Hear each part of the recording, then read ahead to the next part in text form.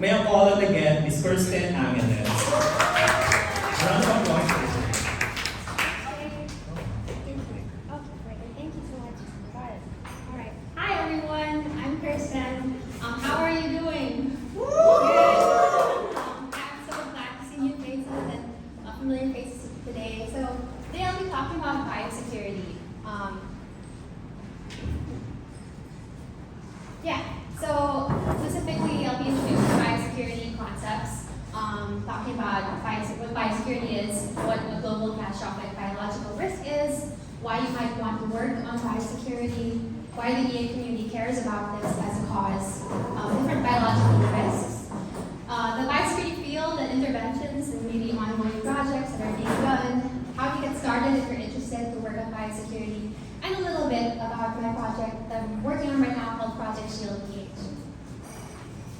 So yeah, let's start by understanding biosecurity and global catastrophic biological risks. And I'll be saying GCBR from now on, and I'll be mentioning them in the presentation, so we'll define it more later.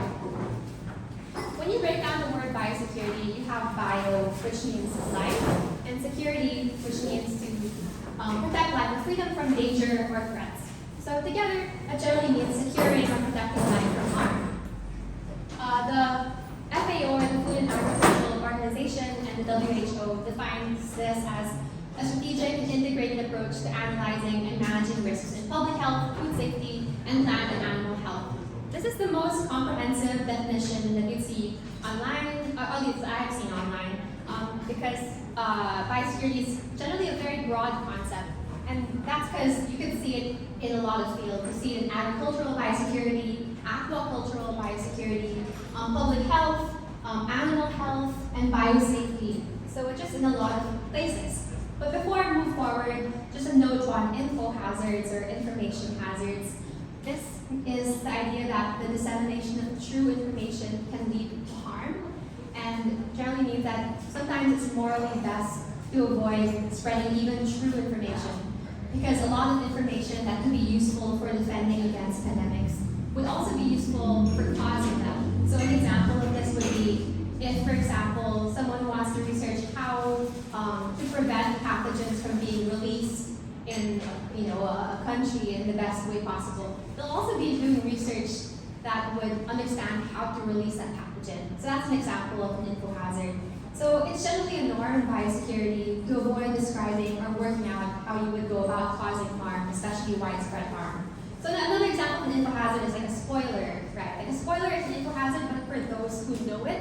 But an info hazard can also be can cause harm to people who don't even know the info hazard. So yeah, throughout this presentation, I've peppered some QR codes in case you want to get more into a certain topic, so you can just scan that. So yeah, now what are GCBRs, or global catastrophic biological risks? So in EA, in EA biosecurity, they focus more on GCBRs compared to common biological risks. So let's talk more about it. GCBRs, as defined by an organization called the Nuclear Threat Initiative, are biorisks that threaten great worldwide damage to human welfare and place the long-term trajectory of humankind in jeopardy. And this has a rough threshold of 10% death toll of the whole human population as a rough indicator. And this is just the upper limit of all really bad disasters in history. So through that definition, you wouldn't say COVID or antimicrobial resistance, for example, is a GCBR. Those are biological risks. But for example, COVID killed less than 1% of the global population, and generally researchers say that antimicrobial resistance, like if that gets really bad, the worst that could happen is bring us back to the pre-antibiotic age, which is still bad, but they wouldn't qualify as a GCBR. So we are all first-hand experiencers of pandemic, right? So we already know how bad it could be, but imagine that that's not even a GCBR yet.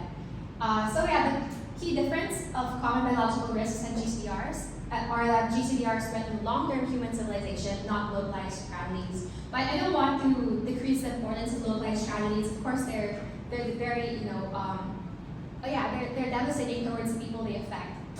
Just distinguishing them in terms of prioritization as a not GCBR. So yeah, why might you want to work in biosecurity? These are some arguments, and these are also some assumptions I personally believe in. So first, the idea that pandemics and other massive biosphere disruptions are really bad. There are tipping points that can lead to cascading events that devastate humanity, increasing societal vulnerabilities, and civilizational collapse, right? And they have devastating effects. And I guess, if you've had a bad experience in the COVID-19 pandemic, you might agree with this argument that pandemics are really bad. Next, pandemics could be much worse, and we'll talk more about this later. But with biotechnology capabilities increasing, pandemics could be much worse than we've already had them. And just the idea that bad actors could want to cause pandemics also. And next, pandemic risk can be reduced. Humanity has had a good track record of reducing infectious diseases. These are natural risks though, right? So it's a scientific endeavor. There are promising interventions. Pandemic risk can be reduced if we improve different interventions. And lastly, biological risks are neglected. So you might argue that maybe biological risks actually aren't neglected because you see, big organizations, you see the coalition, like CEPI, you see Bill and Melinda Gates doing global health work and all that. I guess the argument here is that GCBRs are neglected. And an example here is the Biological Weapons Convention, which is an international convention that aims to prevent the development, acquisition, stockpiling, and retention of bioweapons and biotoxins, receives no funding from the UN's regular budget. And their annual budget, alarmingly, is less than the average McDonald's. This was a statistic that was published in a book a couple years ago called The Precipice, and last time I checked, it's still the same. And so there are just a lot of reasons why that this exists.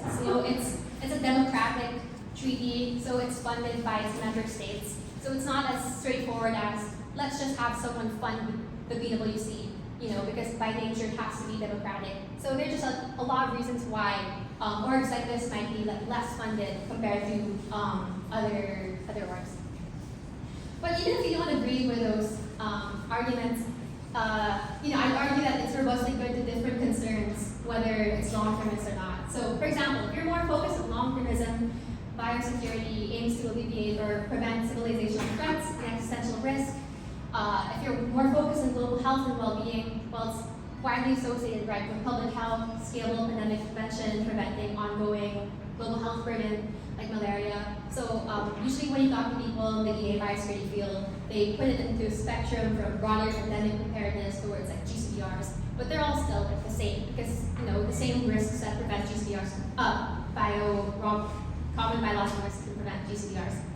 And if you're more concerned with animal welfare, well, there's the idea of zoonotic diseases where pathogens can transmit from animals to humans, and that generally animals could be living in poor conditions for that to happen. So that biosecurity could help animals live in better conditions. And then if you're more focused on transformative AI, there's just that the rising field of cyber biosecurity, which essentially is the field to prevent digital risks associated with biosecurity or biological threats.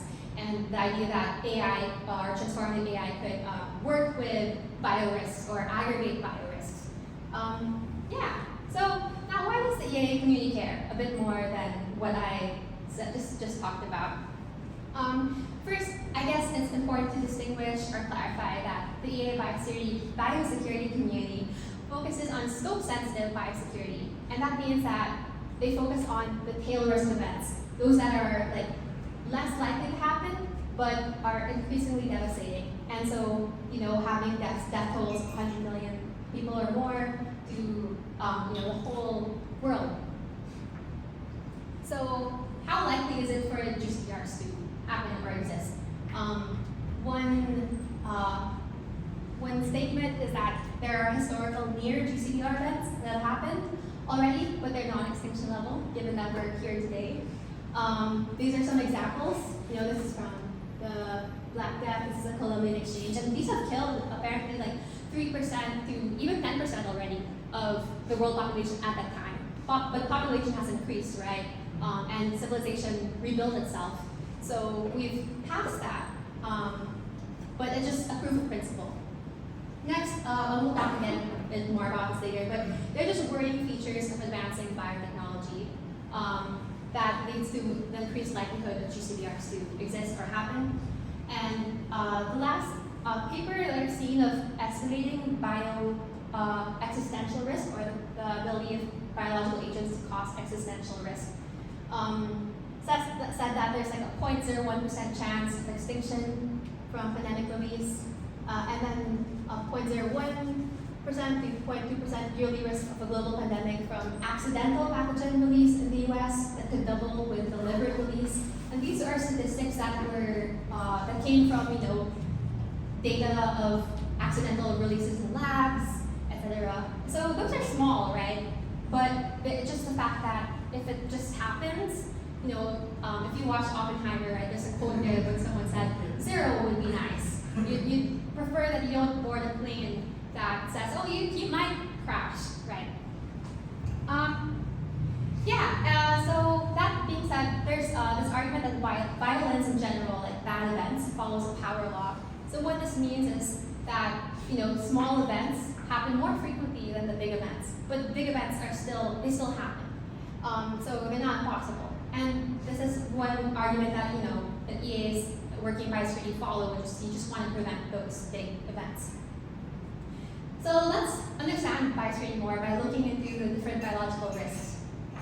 So broadly, biological risks are anything that is dangerous and coming from biology. That could be anything and have different sources. You can break them down into natural, accidental, or deliberate. So natural risks are inherent threats posed by naturally occurring infectious diseases like Ebola, Zika virus, avian influenza, maybe COVID. But EAs are more skeptical about natural risk being a GCBR. And there are different reasons for this.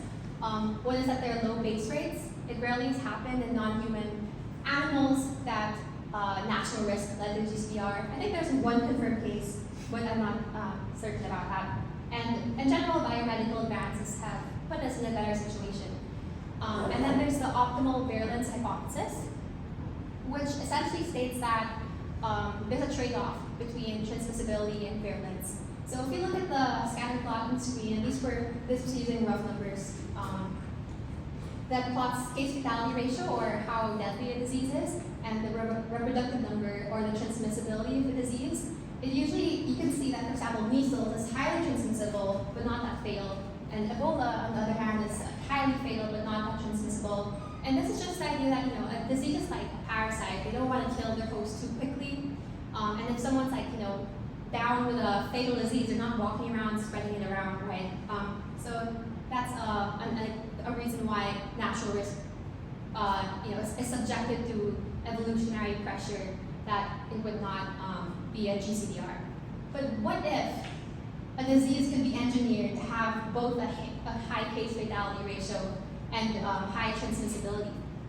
So for example, smallpox from this level of case fatality could be here and that transmissible. So let's take a 2 to 3 minute brainstorm break and for you to ponder that question. What if a disease is engineered to have high case fatality ratio and transmissibility? Talk to your neighbor, anyone, for 2 minutes about what this might imply. Yeah. Socialize.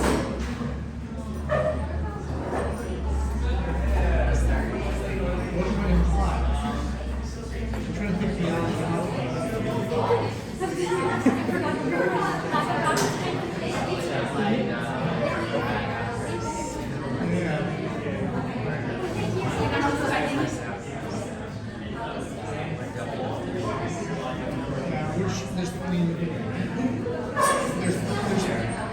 there's one thing I'm learning from what's happening in my country, for example, it's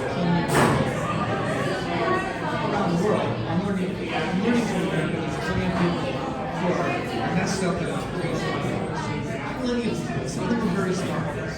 So let's start with whoever said, sure, it could happen, right? I'm surprised that it was so low.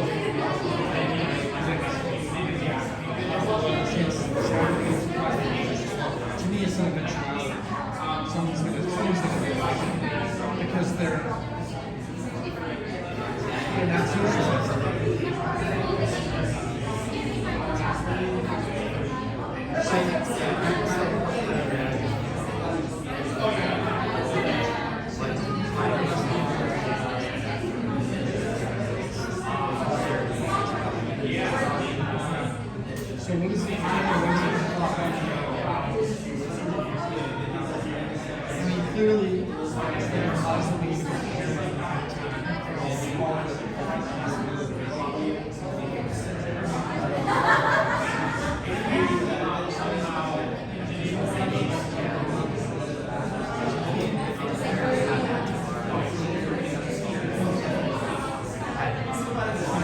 You need either intentional transmissibility or you need fatality as fast as you can. So if you want to be able to go down, then you can work on it. So there have to be those. What are you thinking? Okay, guys, let's go back. I know those are probably jump starters and we're talking about. Then after, let's come back. Alright, yeah, thank you for participating in that. You can talk more about that later. So, yeah, so just want to share an example of the idea of engineering pathogens. In 2004, scientists accidentally created a strain of mousepox with a 100% case fatality ratio. What they were trying to do was sterilize mice, and so they were trying to just alter mouse smallpox. What ended up happening was that from a maybe around 30% case fatality ratio, it became 100%, and they also rendered the vaccine for mousepox ineffective. And scientists tried to analyze this paper, and they said that it's actually would be straightforward to do the same with smallpox for humans. So that's just very dangerous, right? And that was an open access paper, and that's just an example of a non-intentional, research that led to something that could be dangerous. So yeah, it's just the idea that accidental risks are very much a thing, and there are a lot of examples, but I'll specifically talk about one prominent one. In 2012, there's an H1N1 bird flu experiment. So for context, H1N1 bird flu is not airborne. It could pass to humans, but it's not airborne, and has about a 60% case fatality ratio. So that's just that's actually a big case fatality ratio.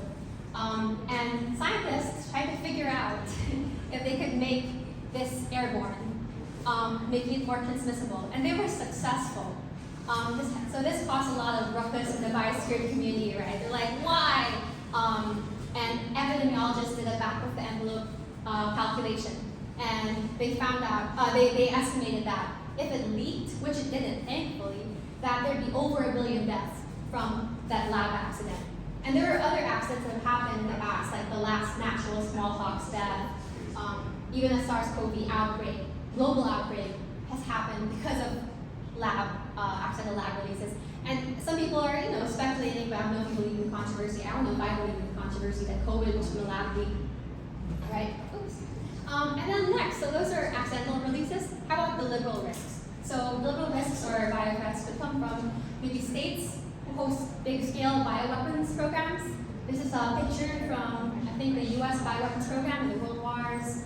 And actually, there was a paper. While I was fixing this presentation at 4 a.m. last night, there was a paper that just came up, where the U.S. Department of National Defense said that North Korea is probably the only country that still has a bioweapons program.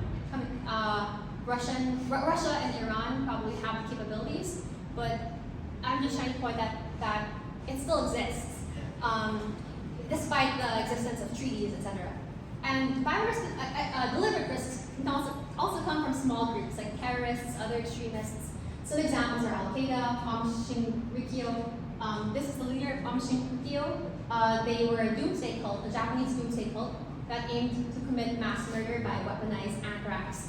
And they were trying to collaborate with microbiologists to do this. Ultimately, they were unsuccessful, so they just resulted to poison attacks in the Tokyo subway in 1987. So that happens, and then there's just individuals also could pose deliberate risks. With increasing capabilities of biotechnology and it becoming more widely accessible, it's possible for an individual just to be like, I want to do this, So yeah, let's talk more about the increasing risk from engineering pathogens.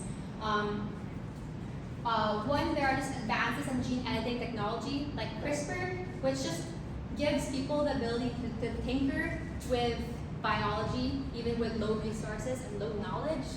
There's the decreasing cost of DNA and RNA synthesis, which essentially means it's becoming cheaper to synthesize DNA and RNA to get genetic material for different pathogens. And that means that capabilities are just becoming more widely available just because they're cheaper, and companies are not very incentivized to regulate or verify buyers just because it's costly. And then biotech capabilities are becoming more widely available. Apart from it just becoming cheaper, it's spreading, like information is spreading from different scientific labs, which is good for scientific progress. You don't want people to be left behind sometimes, but it also just means an increased potential for risks. And then, the idea of tech advancement appears to be outpacing norms and regulations. So I think it's safe to say that technology moves faster than policy. And, it's just governments could struggle with keeping up with societal evolution and technological evolution. So this is a graph that the Cambridge Biosecurity Working Group made, just putting all these risks all together, showing how it's less likely or less frequent for bad events to happen, but it just has worse outcomes. And this is from someone from Open Philanthropy, made a comparing between cases of a natural pathogens versus engineered. And what this shows is the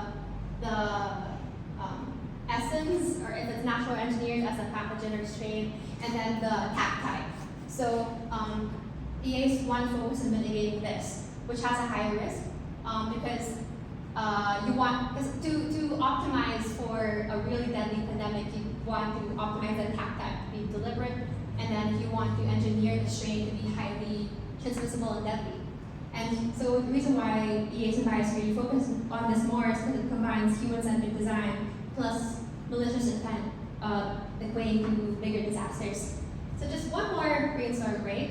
Think about what types of interventions you think could address the types of risks we just discussed. Just for 2 minutes again, talk to your neighbor, share some of your thoughts.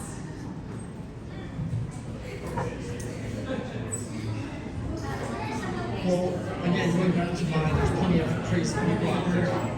Having a strong education system that addresses identifies people who are that teaches good moral systems and identifies people who are struggling with their moral systems is one thing that I don't know if that sounds like something that we probably should do. Let's make sure we teach people right and wrong. Let's make sure that someone doesn't quite get that because whatever reason, let's try to help those people so that they're not doing out. Obviously, in your side, they not really care. Almost there.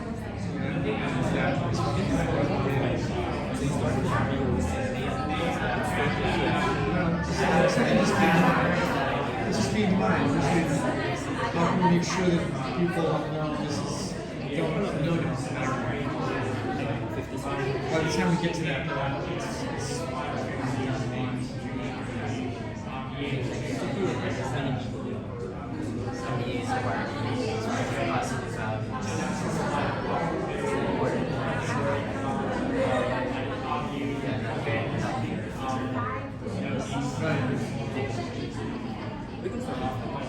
that said,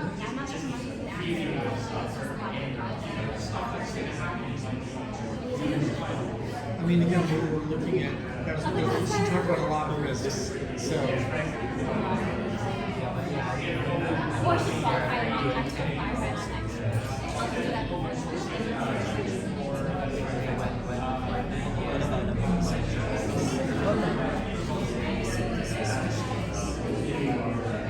Alright everyone, so sorry to cut your interesting conversations short because we are almost done with the presentation. Keep your hands, feet, arms and legs inside the vehicle. So yeah, now let's talk about interventions. What can be done to mitigate these risks that I just mentioned? So here are some ideas. I won't go so deep into it because that's it's due for another talk, and there are some interesting talks online. Yeah, when you talk to people in biosecurity and EA, they generally give you a model that we can intervene at different times in a pandemic. And so here you see damage that can occur versus the times of the outbreak. And this is like the threshold for a GCBR or extinction level event. And usually it starts with prevention and the detection and then response. So this is a cool little way to see the different interventions or how to divide interventions to address those risks we just talked about. First, with prevention, it's most especially There's significant opportunities for governance here.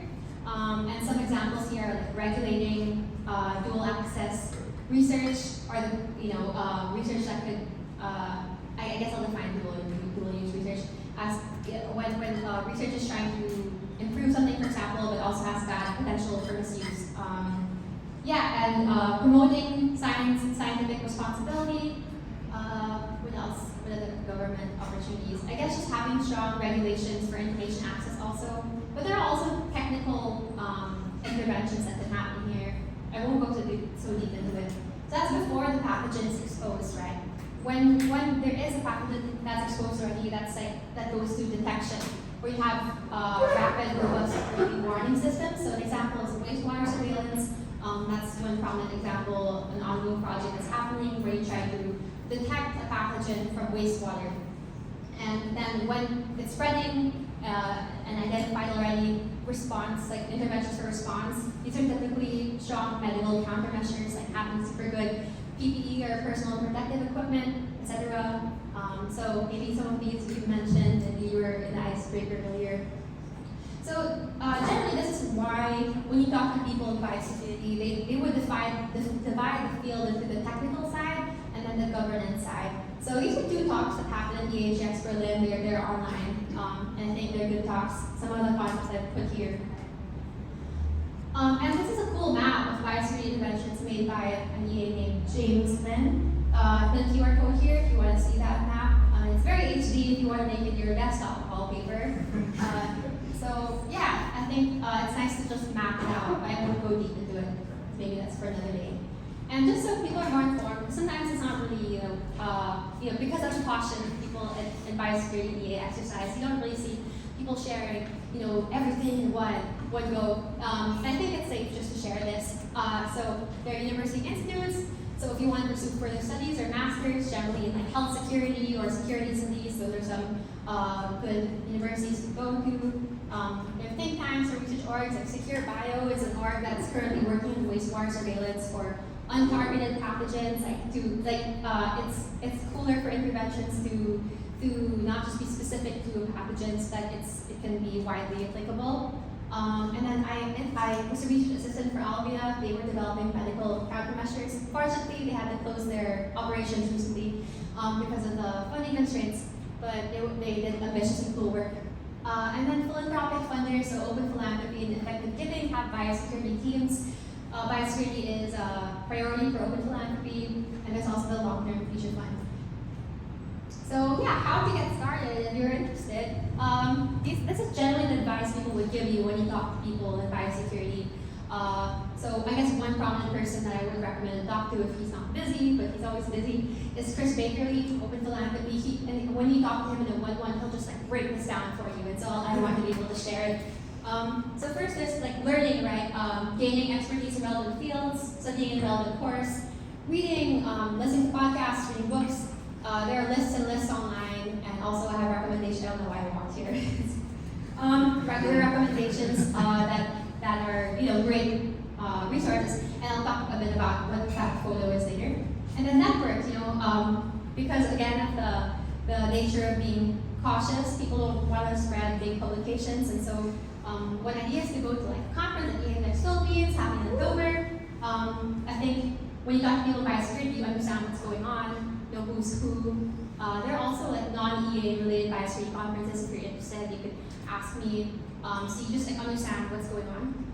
And then test your fit. If you're interested, then it's good to test your fit with in biosecurity. And some examples are interning with orgs in biosecurity work. An example is the Biological Weapons Convention.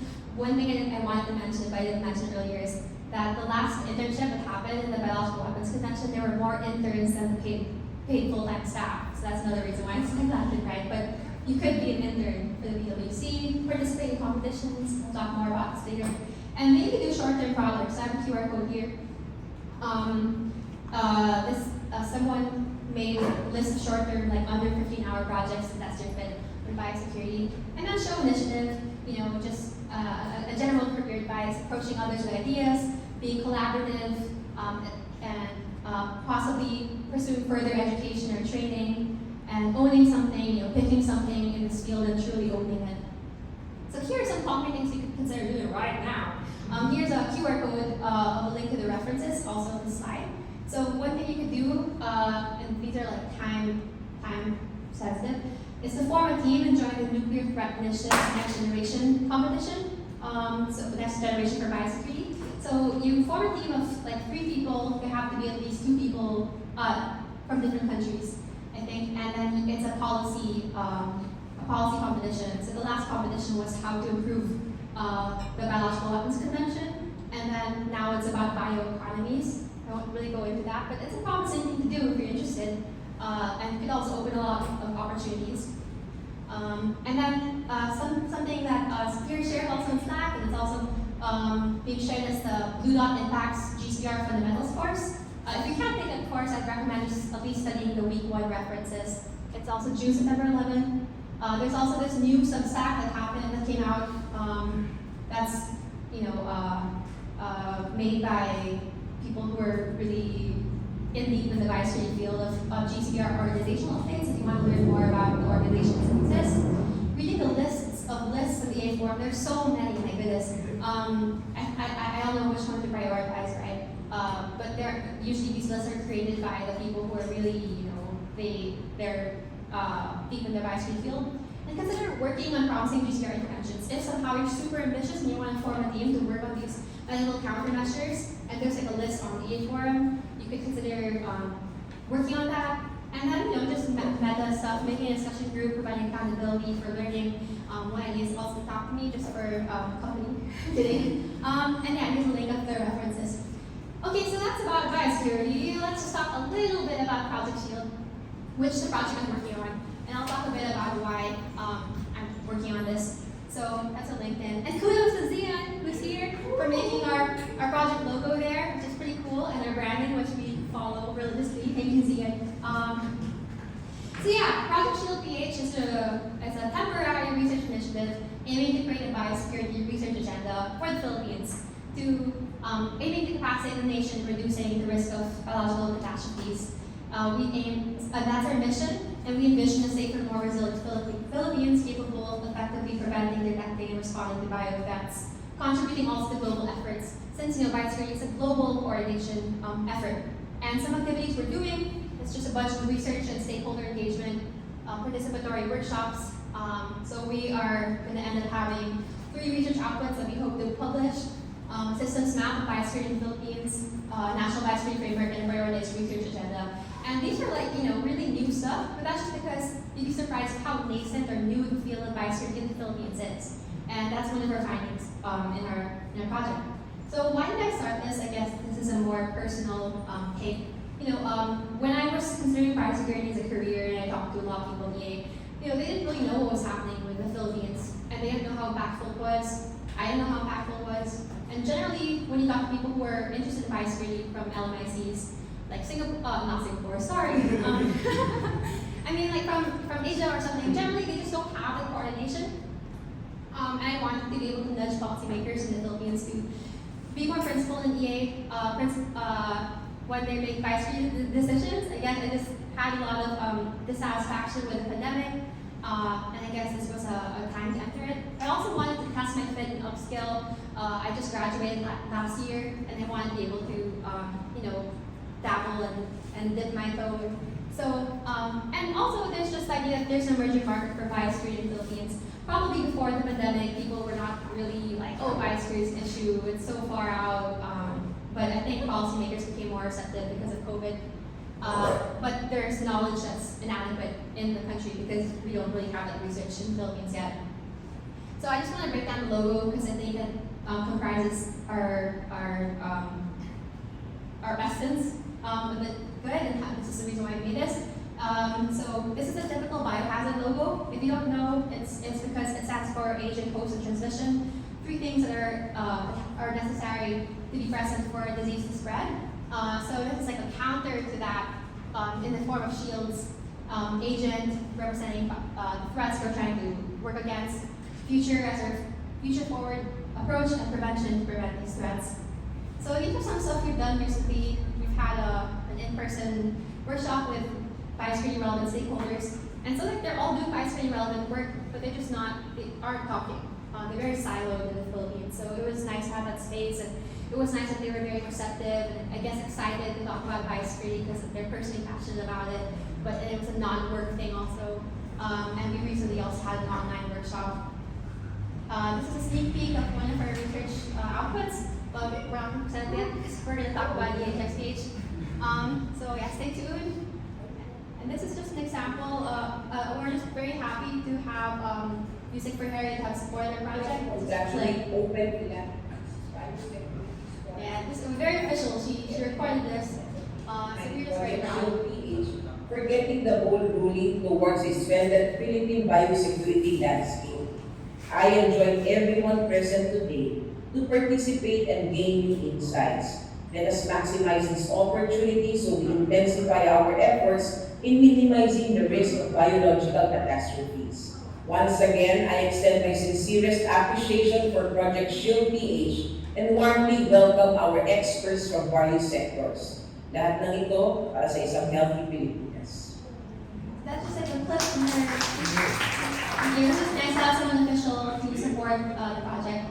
And these are references that I used, and this is a link to the references and also the concrete things you could be doing. Yeah, that's all. So thank you so much. That's my anonymous.